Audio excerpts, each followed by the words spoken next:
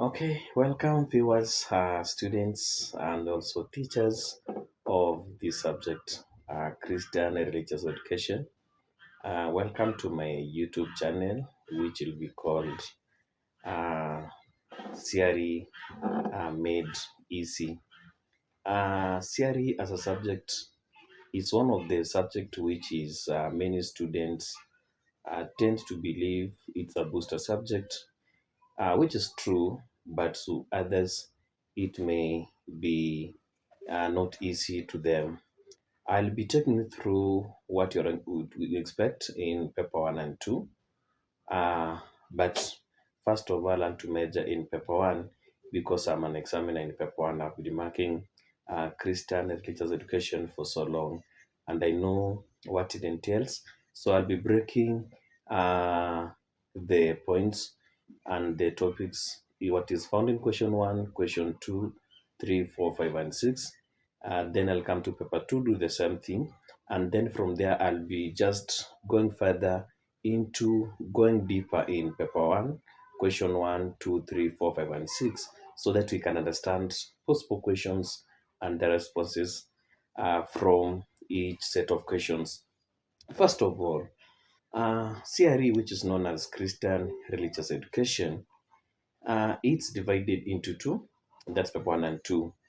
But when you look at question 1 in paper 1, in many cases, the question is tested in the following topics. Question 1 has Introduction to Christian Religious Education, uh, Creation, and the Fall of Mankind. Those are the two areas which is commonly tested. And we talk about the introduction to Christian religious education. Also, it consists the Bible.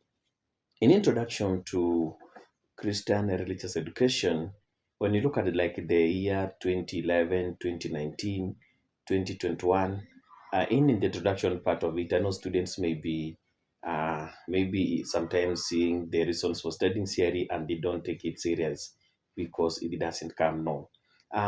We look at the national goals of education, then you've seen questions like how does the study of theory leads to national unity? It's a question which has been tested not once, not twice, many times.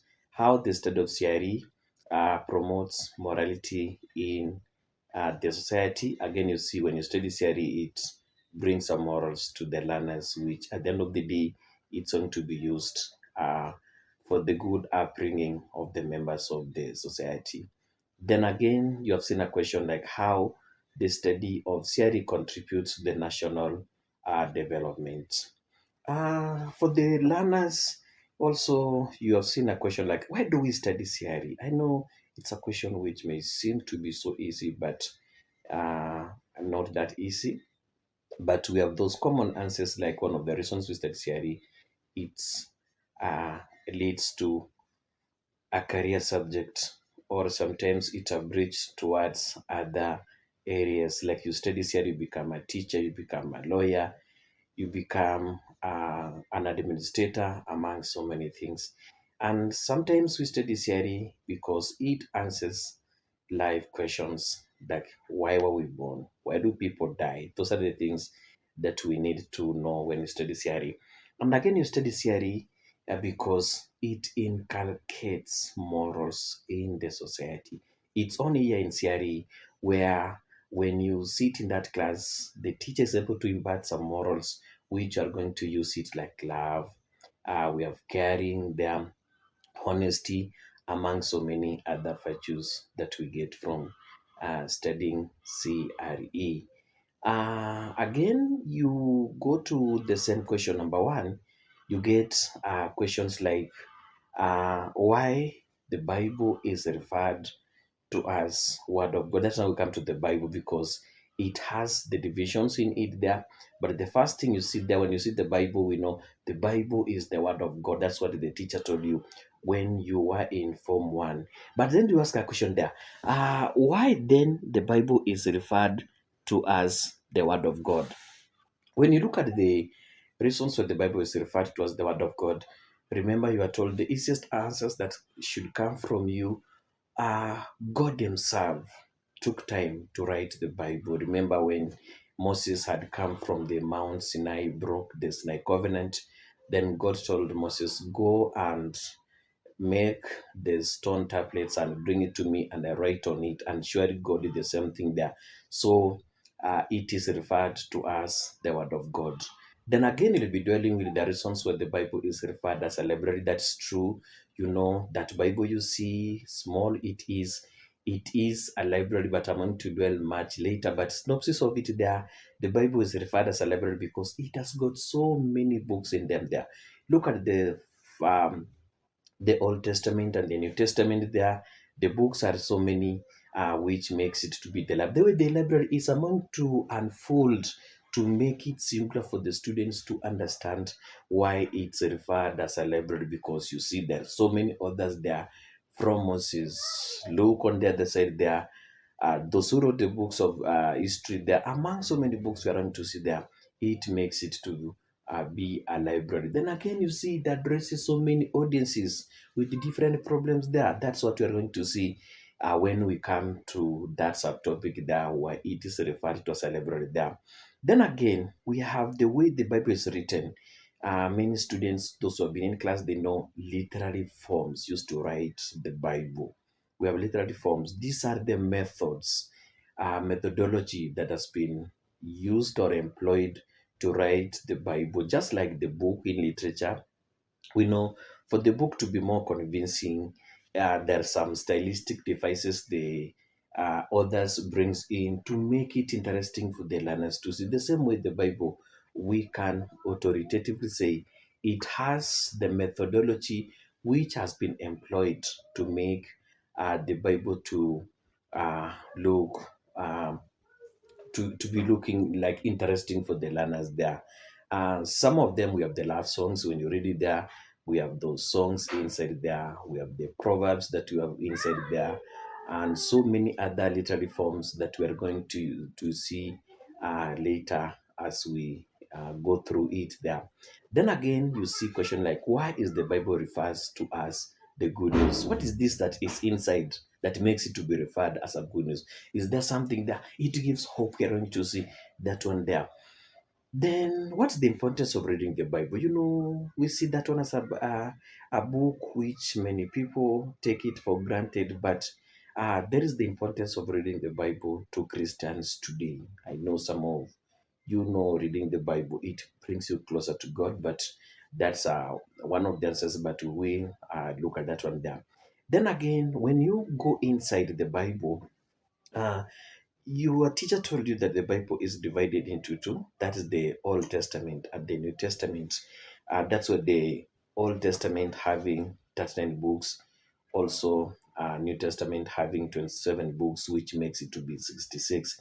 But additionally, you see the Bible has more books, the seven books, which we refer as Apocrypha, or Deuterocanonical books. When you look at those books there, in most cases, it's the Roman Catholic Bible, which has those extra books which um, students get there. So those are extra seven books. It what are referred as the books of Apocrypha. We're going to look at those books there. Then again, we have the divisions of the Bible. When you look at that Bible there, we have the way which is divided. Uh, from the Old Testament, there's divisions inside there. Then we come to the New Testament, we have the divisions there. We're going to see historical books, we have poetic books inside there, we have prophetic books, which will be dividing a major and the minor there. We will be seeing those one there, and so many others that we are going to see in it there. But we will learn again later to see which are these historical books. Of course, there are many of them. In an exam, you can be told there are least seven historical books. I think they said that one. There are also minor books, 20. That's 2020. Also, they had asked their students to list as six minor prophetic books, but you are going to see them. So again, when you say there in the divisions of the Bible, that is the minor and the major in the prophetic side of it, because prophetic books are divided into minor and the major there. Why are they called the minor? Why are they called the major? Though we are going to talk about that one later there. But you uh, also in the divisions of the prophetic books, because again it's a question that is normally said. Uh, Prophetic books are divided into two. That's a minor prophetic books and also the major prophetic books.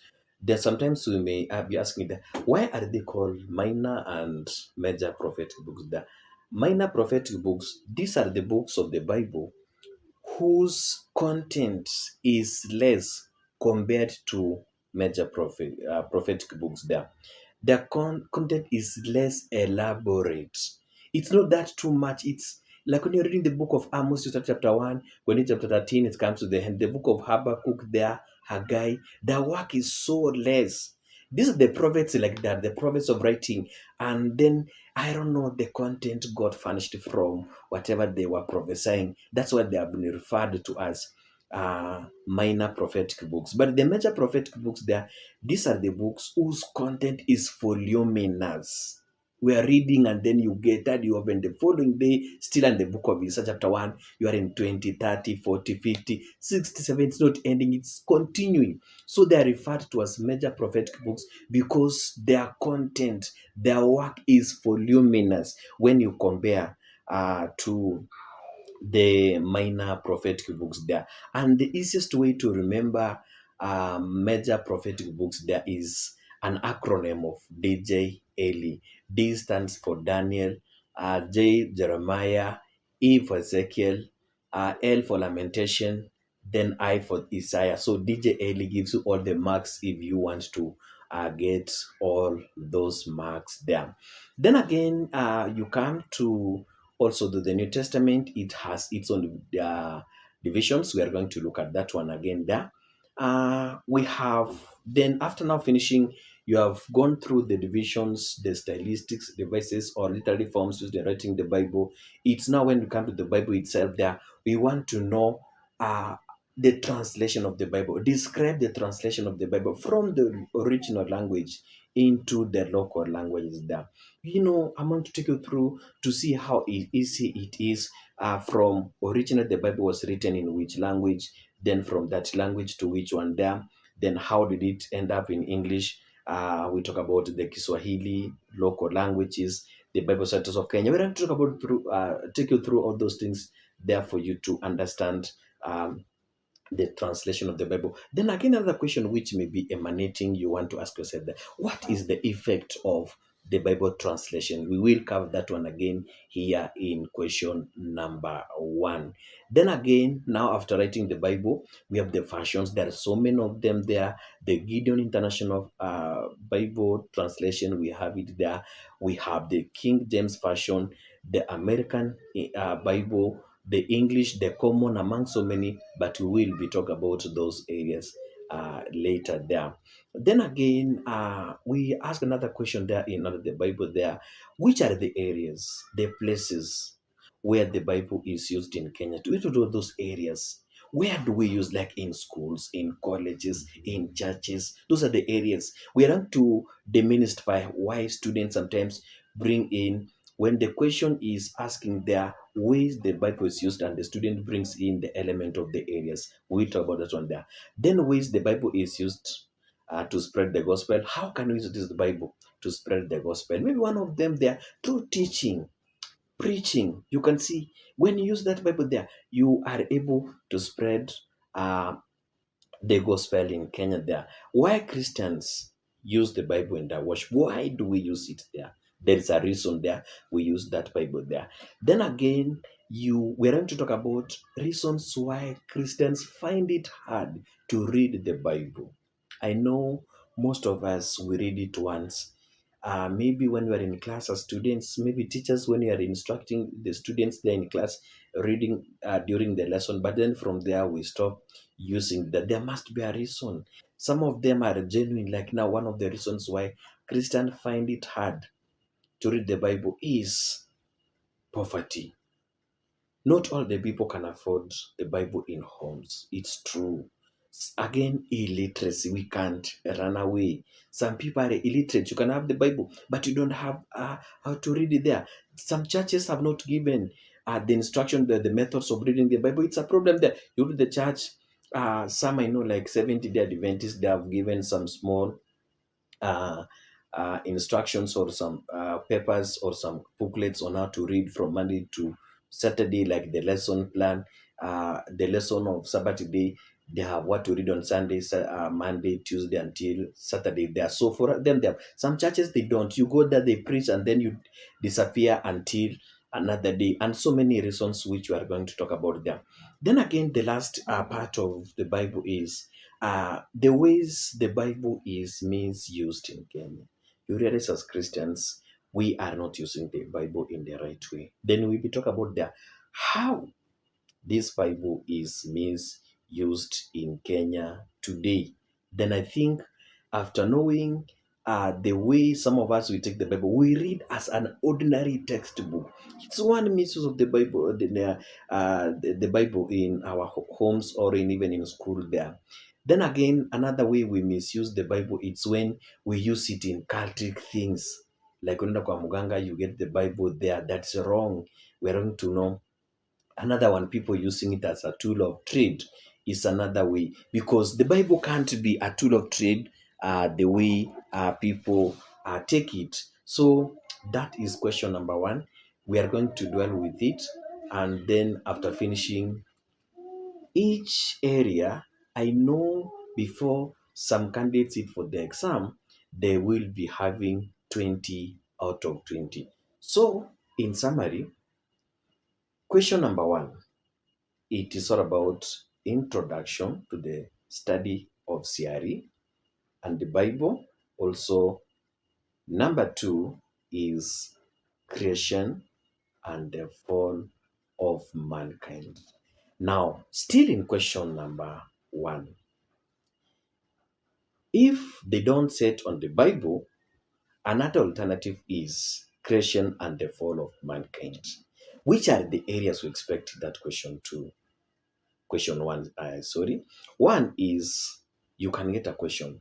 Describe the first account of creation. That's a question that can come there. Here, the learner is supposed to bring all the events which took place from the time God started the creation until the last day, the seventh day, where he rested. That's when now you see what happened in day one, in day two, in day three, day four, day five, day six, creation of man, human beings, then resting on this seventh day, then you'll be okay there. Then again, we have another one. You can be asked that to describe the second account of creation. You know, the way the second account of creation starts is not like the other one there, because the second account of creation tends to give away that things did exist then. The other one, we see the world was void without anything, but this one seems to be life was still there, and then creation continues because mankind is being the first one, then other things following until a woman was created out of the rib of a man. We will talk about that one there. Then again, again there, we are going to give the comparison, the differences and the similarities between the first account of creation and the second account of creation. Like in the first account of creation, there is the mention of days. The second account of creation, there is no mention of days. There is order in the first account of creation. There is no order in the second account of creation. Man was created last in the first account of creation. In the second account of creation, man is created first among so many things that we are going to see. But now, after all, with all those things there that you see, we sum up and say that God is so wonderful. That's why we talk about the attributes of God. God is all knowing. God is so many present. He's a God of order. Then again, you talk about some attributes like God is omnipresent among so many others, as we're going to look at that one there. Then again, when we continue there, we talk about the responsibilities given to human beings. We'll dwell on that one there. Then the relationship between human beings and the environment. Man is created to benefit from the environment. How is the man benefiting from the environment, and how the environment is benefiting from man? We're going to see that one there. Then again, there are teachings about human beings. Like man is a co-creator with God to subdue, among other things. We're going to see teachings from there. Again, we're going to explain the teachings about marriage from the creation stories. There is a teaching of marriage there, that God created man and woman. That's when it's directed there. They were created for companionship. You can see there in the second account of creation. Then you see on the other side there, man and woman were created for procreation, among so many other things there. Then ways in which Christians continue with God's work of creation, by the way, after God creating on the 60th day and resting on the seventh day, does it mean the work stopped there? Work didn't stop. There is something that man is doing to demonstrate that is still continuing with God's work of creation. We are going to say all those things there. Then, why is man considered the most special creature? Is there something that man did to be considered so special? Kuna ni kitu alifanya ya muhimu there. Like now, you see, he's so special that he breathed in his nostrils there. Didn't do the animals, but was done only to the man. We're going to give all those answers there. Then we come to talk about similarities between the traditional African communities on myth and biblical accounts of creation. That one we're going to see. Then we talk about differences between the TSC and also the biblical concept stories on creation. Then again, you realize now, after man was created and settled in the Garden of Eden, something happens. There is origin of sin. We talk about the causes of sin. That's from Genesis 3 all the way to 11. Then again, consequences of sin. It's a question we just come there. Man was chased away from the Garden of Eden. Enmity emanated between human beings and the wild animals, among so many answers that we are going to give there. Then we may be narrowing down to talk about effects of sin on Adam and Eve. Kwa wawili. I know that's what KCC will be focusing on. Kwa wawili. What are the effect of sin on Adam and Eve? Those two of them. Then we'll finish that one there. I know you will work out smart at the end of the day. Last year, I think for those who have seen the paper, there's a question which was asking the similarities and differences between traditional African communities' view and of evil and biblical concept of sin. There is some similarities between the two of them. Like number one, there, God is not the author of evil. That's true. God is not. In fact, God is not there. We'll see that one there. Then again, how now do we deal with the evildoers? Not that evils has come to the world in traditional African society. How do we deal with those evils in traditional African societies? Excommunicated. Some of them, they were, apart from being excommunicating those people there, they were given some punishment to something to do for them there, among others there. Then again now, how does the church deal with the members who have fallen from sin? I know the church cannot leave them. There is something the church is doing on those people after doing all those things there. So those will be the areas which you're going to focus on in question number one at length. Then after going through question per question, then I will come to every question with the every question. If it's number one, the areas and the answers expected out of it.